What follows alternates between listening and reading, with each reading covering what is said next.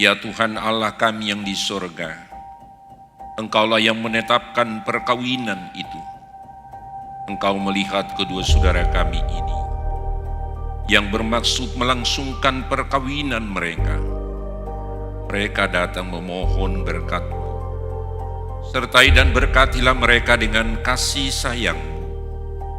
Isilah kehidupan mereka dengan Roh Kudus, agar perkawinan mereka ini senantiasa penuh damai dari permulaan hingga akhirnya, karena kasih sayang-Mu kepada kami.